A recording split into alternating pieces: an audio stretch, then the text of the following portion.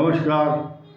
सभी तुला राशि वाले भाइयों को बहुत बहुत मेरी तरफ से शुभकामनाएं, शुभ भावनाएं, प्रणाम।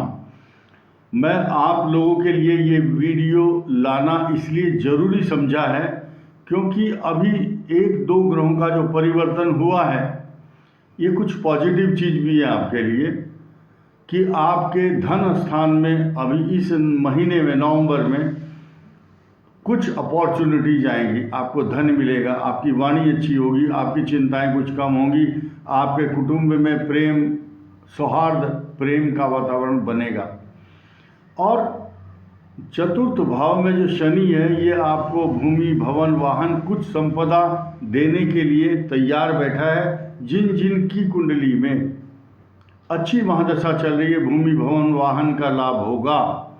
और स्वास्थ्य की दृष्टि से जिनकी केतु की, मंगल की, राहु, इस टाइप के जो रोग पाप ग्रह हैं उनकी दशा है, तो पेट का रोग, कुछ छोटा मोटा ऑपरेशन, चक्कर आना, फिसल के गिरना, किसी हाइट से गिर के चोट लगना, एक ऐसा लगेगा कि मेरा सोशल बाइकआउट कर दिया है। ऑफिस में हो चाहे व्यापार में या घर में, आपको ऐसा लगेगा मेरा अपमान हो रहा है, मेरी कोई सुन नहीं रहा है बात। लेकिन आपको डरना नहीं, घबराना नहीं। क्या करना है कि अगर आपको पेट का रोग है या आपके खानदान में किसी को पाइल्स जैसी रोग, कब्ज के रोग या पुराने हेरिडिटी कोई रोग है, तो उन रोगों के प्रति सचेत होकर रहें। 12 मार्च तक 12 मार्च तक ये ग्रह आपको कष्ट देंगे। आपको केयरफुल करने के लिए मैं ये वीडियो आपके सम्मुख आया हूँ। बहुत सोच समझ कर आपको चलना है।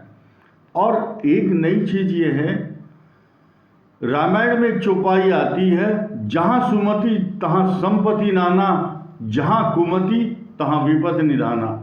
अगर आपके भाई बहन, पति पत्नी के बीच में प्रेम है, माता पिता का आप आज्ञा का पालन कर रहे हैं, सास बहू के झगड़े नहीं हैं, भाई बहनों के संपत्ति विवाद नहीं है, वहाँ कोई ग्रह आपका अनिष्ट नहीं कर पाएगा।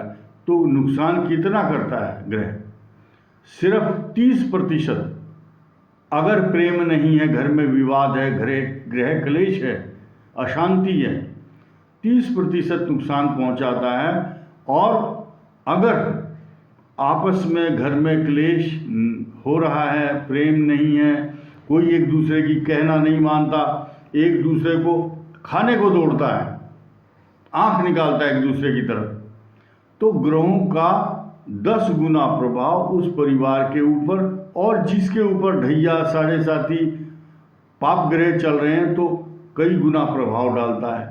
तो और एक चीज़ और है, जो भी व्यक्ति अपने इष्ट देवता की पूजा करता है, नशीली वस्तुओं का सेवन नहीं करता या नशा करने वाले लोगों से दूर रहता है, भगवान भी उसकी रक्षा करने के लिए देवलोक से पृथ्वी पर आते हैं। तो जो व्यक्ति पूजा कर रहा है, अपने देवता, इष्ट देवता का ध्यान करता है, जो भी धर्म का है, अपनी उस धर्म के अनुसार, जो सिख हैं गुरुद्वारे में जाते हैं, जो जिस धर्म का है अपने पूजा के स्थान में जा कर के पूजा करते हैं। तो एक बात याद रखिए, बहुत बड़ी बात कहने जा रहा हूँ, जितनी देर आप पूजा कर रहे हैं उतनी देर आप चोट से, बीमारी से, झगड़ों से, बुराई से, चुगली से और चोट से, एक्सीडेंट से बच जाते हैं। तो भगवान जब आपके ग्रह और कष्ट निवारण करते हैं तो आपको अपनी शरण में बुला लेते हैं। तो बेलपत्र भगवान शिव को चढ़ाएं, हनुमान जी की उपासना, विष्णु सहस्त्रनाम स्तोत्र का पाठ करें। तो जो मंगल ग्रह आ रहा है अष्टम में, अष्टम स्थान जो है कुंडली के अंदर रोगों का, कष्टों का, परेशानियों का, मृत्यु और अचानक, इसको बोलते हैं अचानक संकट, परेशानी आना, यानी कि जो छठा स्थान है कुंडली में वो रोग का है, स्लो मोशन में रोग आता है। लेकिन एक होती है, देखिए एक शारीरिक, मानसिक और एक रोग होता है आगंतुज।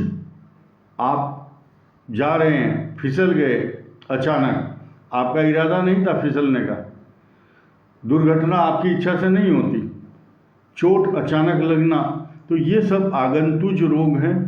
अष्टम मंगल के कारण जो कष्ट होता है उससे आप बचें और 12 मार्च तक अपने इष्ट देवता की साधना करते रहें।